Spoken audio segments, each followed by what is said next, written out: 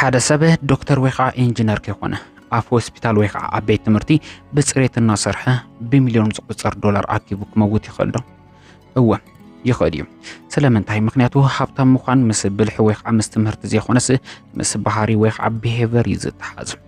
ሞርጋን ሃውስ ኣብታ ዘ ሳይኮሎጂ ኦፍ መኒ መፅሓፉ ከምዚ ይብለና ኣብ ፋይናንስ ዓብይ ዓወት ንምምዝጋብ ክንደይ ትፈልጥ ዘይኮነስ ከመይ ጌርካ ትመላለስ እዩ እቲ ወሳኒ። ገንዘብ ስነ ፍልጠት ወይ ከዓ ሳይንስ ኣይኮነን። ገንዘብ ስነ ኣእምሮ ወይ ከዓ ሳይኮሎጂ እዩ።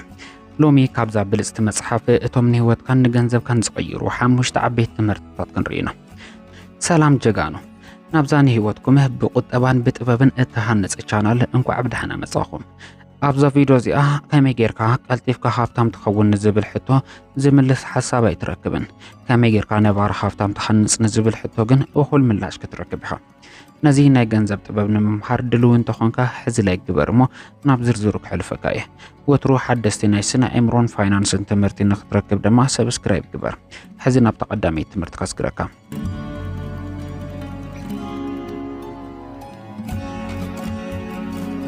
ቀዳሚት ትምህርቲ ሃብታም ምዃን ምስ ሃብቲ ምዕቃብ ፈፂሙ ሓደ ኣይኮነን።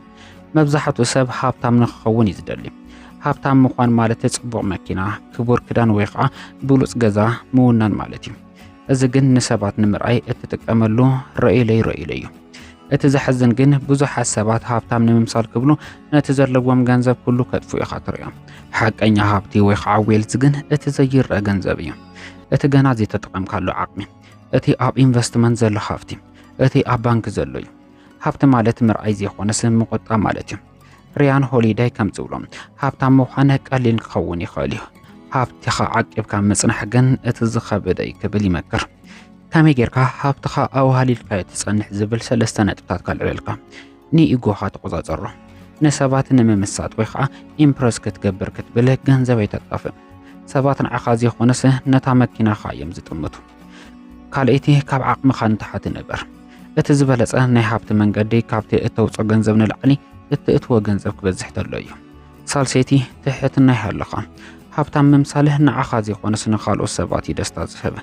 ንስኻ ግን ነቲ ገንዘብ ንመጻኢኻ ዓቅቦ። ኣይትረስዕ፣ ሃብታም ምዃን ሎሚ ሓጎስ ክህበካ ይኽእል እዩ። ሃብቲ ምዕቃብ ግን ንዘለዓለም ነፃነት እዩ ዝህበካ።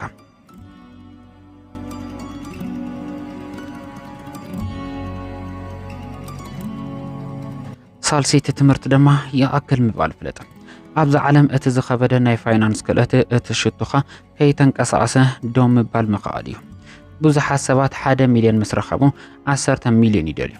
10 ሚልዮን ምስ ረኸቡ ድማ 100 እቲ መወዳእታ ዘይብሉ ትምኒት ነቲ ዘለካ ሰላምን ሓጎስን ጥራሕ ዘይኮነስ ንዘለካ ሃብቲ እውን ኣብ ሓደጋ እዩ ዘእትዮ። ሮበርት ግሪን ከም ዝብሎም ኢጎ ወትሩ ተወሳኺ ይደሊ።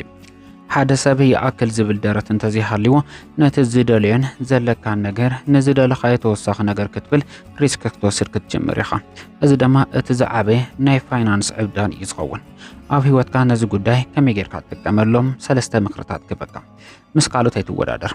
ካልእ ሰብ ብዝያዳ ካባኻ ንላዕሊ ብዙሕ ስለ ዘጥረየ ንስኻ እውን ከምኡ ክህልወካ ማለት ኣይኮነን። ቅድድምህ ምስ ነፍስኻ ጥራሕ እዩ ክኸውን ዝግባእ። ደረት ግበረሉ። እስካብ ክንደየናይ ገንዘብ እንተጥረኻ ኢኻ ክትዓግብ ትኽእል? ነዚ ሕቶ እዚ ሕዚ ወስኑ። እንተዘይኮይኑ ገንዘብ ንዓኻ ክገዝአካ እዩ ዝጅምር። ሰላምካ ዓቅበ። እቲ ዝበለጸ ሃብቲ ብሰላም እትድቅሰሉ፣ ምስ ስድራኻ እትሕልፈሉ ግዜ እዩ። ነዚ ክቡር ነገር ንተወሳኺ ገንዘብ ክትብል ኣይትሰዋ እዩ። ኣብዚኣ ክትርሳዕ ዘይብልካ። ይኣክል ምባል ድኽነት ኣይኮነን፣ ብኣንጻሩ ካብ ምጽዋር ነፃ ምዃን ማለት እዩ። ኣብ ዓለም እቲ ዝዓበየ ሃብቲ ዕግበት እዩ።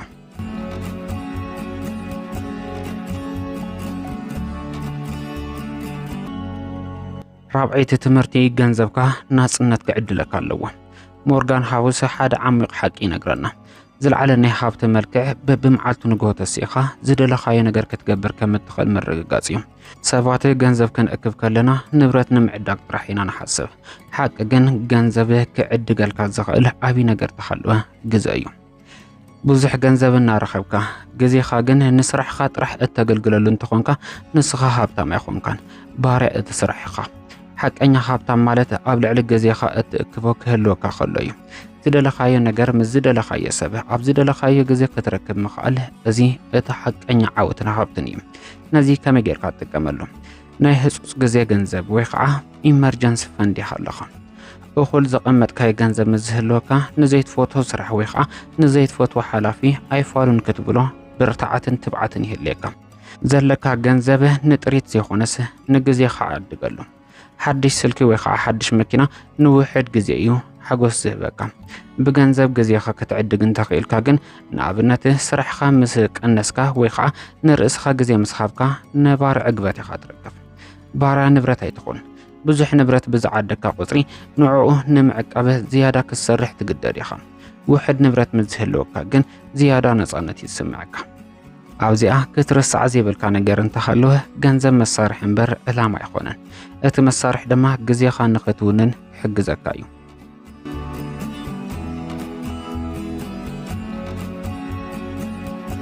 ሓምሸይት ትምህርቲ ድማ ትሕትና ይሃለኻ ኣብ ዓለም ፋይናንስ ሓደ ዘይዝረበሉ ሓቂ ኣሎ ዓወት ኩሉ ግዜ ብፃዕሪ ጥራሕ ኣይኮነን ዝመጽእ ስዕረት ድማ ኩሉ ግዜ ብሰንኪ ስንፍና ኣይኮነን ዝመጽእ ሞርጋን ሃውስ ከም ዝብሎ ዓለመ ካብቲ ንስኻ ክትቆጻጸሮ ትኽእል ንላዕሊ ዝተሓላለኸት እያ ሰባት ክንዕወት ከለና ብልሕና ጥራሕ ኢና ንዛረብ ክንከስር ከለና ግን ንዕድል ኢና ነማርር እቲ ሓቂ ግን ኣብ ክልቲኡ ማለት እውን ኣብ ዕድልን ኣብ ሓደጋን ኢድና እዩ ዘሎ ነዚ እንተተረዲኻ ትሕትና ዘለዎ ሰብ ኢኻ ትኸውን ክትዕወት ከለኻ ትሕትና እንተርእኻ ኩነታት ክቕየር ከሎ ድማ ዓቕሊ ኣይጠፈካን እዩ ኣብ ህይወትካ ከመይ ጌርካ ነዚ ትጥቀመሉ ኣይትፍረድ ሓደ ሰብ ስለዝኻብተመ ጥራሕ በሊሕ እዩ ማለት ኣይኮነን ሓደ ሰብ ስለዝኸሰረ ድማ ጌጋ ጥራሕ ይሰርሕ ኣሎ ማለት ኣይኮነን ካብ ኩሉ ሰባት ትምህርቲ ውሰድ ንሓደጋ ተዳሉ ኩሉ ነገር ብትልምኻ ከም ዘይኸይድ ፍለጥ ማርጅን ኦፍ ሴፍቲ ወይ ከዓ መከላኸሊ ይሃለኻ ጌጋ እንተተፈጢሩካ ክትወድቕ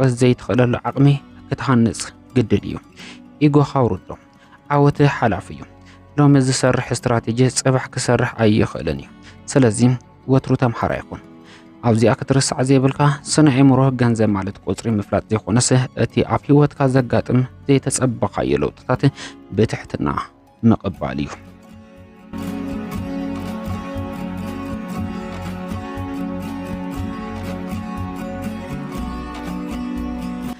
The psychology of money ሓደ ነገር እያ ተምህረና ሃብታም ምዃን ናይ ኣእምሮ ስራሕ እዩ ሎሚ ዝረኣናዮም 5 ነጥብታት ፍልልይ ሃብታምን ሃብትን ሓይሊ ግዜ ብፍላይ ድማ ኣብ ኮምፓውንድ ኢንተረስት የኣከል ምባል ናጽነት ምድላይ ከምኡ ድማ ትሕትና እዚኦም እዮም እቶም ሓቀኛ መፍትሒ ናጽነት እዛ ቪድዮ እዚኣ ንገንዘብ ዘለካ ኣተሓሳስባት ተቐይረልካ ክትከውን ተጽቢት ይገብር ሕዚ ላይክ ብምግባር ነታ ቻናል ደግፋ ኣብ ኮሜንት ድማ ሕዚ መንገዲ ናጽነት ጀሚር ኣለሁ ኢልካ ጽሓፍለይ እዚ ንዓይ ኣብ ቀጻሊ ብሓድሽ ቪድዮ ንክመጽእ ዘተባብዐኒ እዩ ኣይትረስም ገንዘብ ባርያኻ እምበር ባርኡ ክትከውን ኣይትፍቀደሉ ክሳዕ ብኻሊ ናይ ጥበብ ቪድዮ ወይ ከዓ ናይ ትምህርትን ናይ ምዕባልን ናይ ፋይናንስን ትምህርትን መጽእ ሰላም ኩኑለይ